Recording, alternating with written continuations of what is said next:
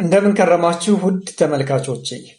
በዛሬው ዕለት ይዤላችሁ የቀረብኩት የመወያ ርዕስ የተበላሹ ምግቦችን መመገብ ለጉበት ካንሰር ሊያጋልጥ ይችላል። ለመሆኑ እነዚህ የተበላሹ ምግቦችን በምንመገብበት ሰዓት ለጉበት ካንሰር ሊያጋልጡን የሚችሉት በምን አይነት መንገድ ነው የሚለውን ስናይ እንግዲህ በመጀመሪያ ደረጃ የተበላሸ ምግብ በምንወስድበት ሰዓት አፍላቶክሲን የሚባል ንጥረ ነገር በተበላሹት ምግቦች ውስጥ ይመረታል።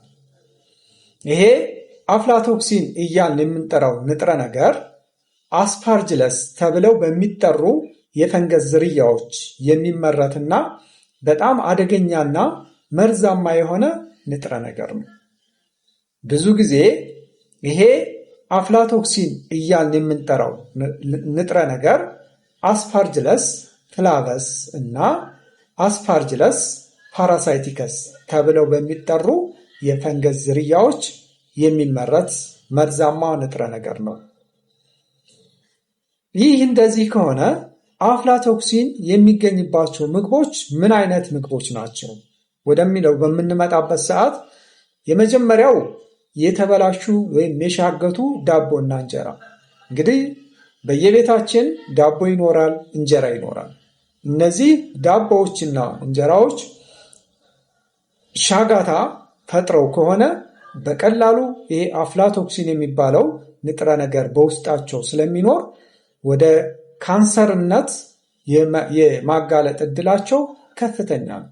ምክንያቱም የዓለም የጤና ድርጅት ባስቀመጠው መረጃ መሰረት ይሄ አፍላቶክሲን የሚባለው ግሩፕ 1 ካርሲኖጀኒክ ኤጀንት ነው። ግሩፕ 1 ሆነ ማለት በሰው ልጅ ላይ ካንሰርን የማምጣት እድሉ በሪሰርች ወይም በጥናት የተረጋገጠ ነው ማለት ነው። ሙሉ በሙሉ ካንሰር የማምጣት አቅሙ ተረጋግጧል ማለት ነው።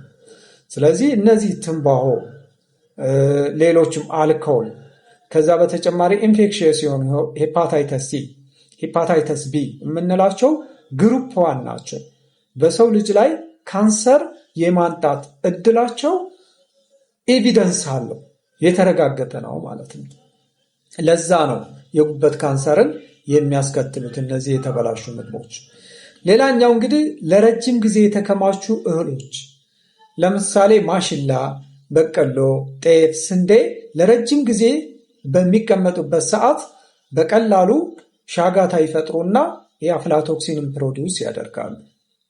ሌላው አፍላቶክሲን የሚገኝባቸው ምግቦች እርጥበት ያለባቸው ቦታ የተከማቹ የእህል ዝርያዎች። አሁን የጠራናቸው እህሎች እርጥበት ባለበት ቦታ ከተቀመጡ አፍላቶክሲን ፕሮዲውስ ያደርጋሉ። ለምሳሌ በእኛ ሀገር በጣም የተለመደው ማሽላ በጉድጓድ ውስጥ ለረጅም ጊዜ እንዲቀመጥ ጉድጓድ ውስጥ ይደረጋል። ይሄ ጉድጓድ ግን እርጥበት ይኖረዋል፣ ዌል ቬንትሌትድ አይደለም ወይም የተናፈሰ አይደለም። ይሄ ማሽላው በቀላሉ ለፈንገስ የመጠቃት እድሉ ከፊልና አፍላቶክሲን የማምረት እድሉም በዛው ልክ ይጨምራል ማለት ነው። ሌላው እንግዲህ ለመሆኑ ይሄ አፍላቶክሲን ጉበት ላይ ከደረሰ በኋላ ምን ችግሮችን ነው የሚያስከትለው ወደሚለው ስንመጣ የመጀመሪያው የጉበት ጉዳት ያመጣል። ጉበት በትክክል ስራውን እንዳይሰራ ያደርጋል።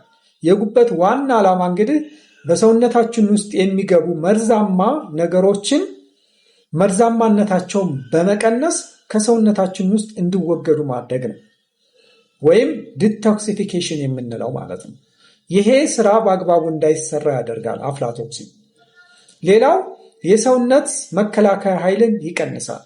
እንግዲህ በሰውነታችን ውስጥ በሽታን እንድንከላከል የሚያደርገን የኢሚዩን ሲስተም አለ።